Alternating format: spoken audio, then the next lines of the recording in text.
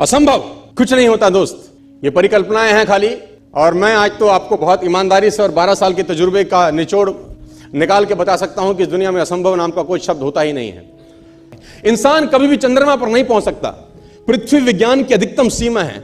Doctor Li दी forest मशहूर वैज्ञानिक हुए, बहुत बड़े साइंटिस्ट हुए। एक स्टेटमेंट इन्होंने पास किया 1955 के अंदर, 1955 ही पास द स्टेटमेंट कि इंसान कभी भी चंद्रमा पर नहीं पहुंच पाएगा। It is impossible for a human being to cross Indian globe, earth globe. और पृथ्वी विज्ञान की अधिकतम सीमा है, लेकिन किसी बहरे ने इस बात सुना नहीं और पहुंच गया एक आदमी अपना बस्ता उठा के, जिसका नाम था इन 1969।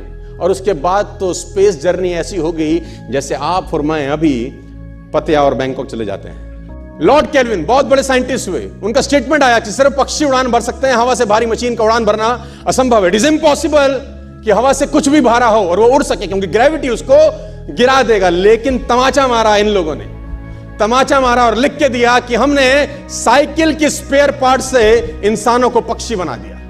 साइकिल के स्पेयर पार्ट से इंसानों को पक्षी बना दिया। 16 साल लगे राइट ब्रदर्स को जहाज का निर्माण करने में, लेकिन इन लोगों ने उसकी बात नहीं सुनी कि जो कहते थे कि वायु का सिद्धांत तुम्हारे विपरीत है। यह बात भंवरे को कही जाती थी कि भंवरा वायु के सिद्धांत के कारण कभी जीवन मोड़ नहीं सकता, क्योंकि उसके पंख उसके शरीर से हल्के रहते हैं। लेकिन भंवरा साला किसी स्कूल में गया नहीं आज तक। माई doctor told me I will never walk again. मेरे डॉक्टर ने मुझे कहा कि तुम कभी चल नहीं सकोगी।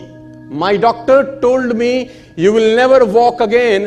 My mother told me I would, and I believed my mother rather than doctor. Wilma Rudolph एक ऐसी एथलीट हुई जिनको पोलियो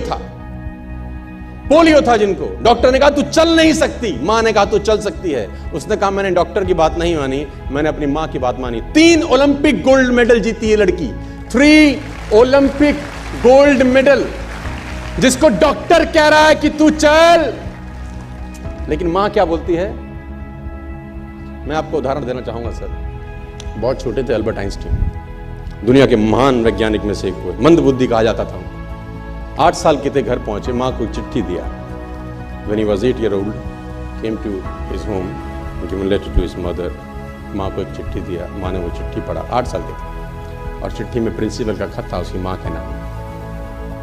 प्रिंसिपल ने ये लिख के भेजा कि आपका बच्चा विलक्षण प्रतिभा का धनी है, ग्रेट पावर है इसके अंदर, क्योंकि बहुत बड़े साइंटिस्ट बने, बड़े हो गए। मंदबुद्धि बचपन में समझा जाता था। आपका बच्चा विलक्षण प्रतिभा का धनी है, इसके अंदर असीम संभावनाएं हैं। तो हमारा स्कूल, हमारी मैनेजमेंट, हमारी फैकल्टी, हमारा टीचर इस लायक नहीं है कि हम आपके बच्चे को अच्छी शिक्षा दे सकें। तो it's better for you to take care of your son. आप अपने बच्चों को अपने घर में पढ़ाइए। हम लायक नहीं है कि आपके बच्चे को पढ़ा सके। और उसकी मां ने पढ़ते पढ़ते आंखों में आंसू ले आई और उसने बच्चे को कहा कल से तू स्कूल नहीं जाएगा, मैं तेरी परवरिश घर पे करूंगी, क्योंकि तेरा टीचर तुझे इस लायक नहीं समझता। मतलब वो अपने आप को इस लायक नहीं समझते। बच्चा खुश हुआ, मोटिवेट हो गया और लग गया। उसकी मां का निधन हो गया। वो अल्बर्ट आइंस्टीन बहुत बड़े साइंटिस्ट हो गए।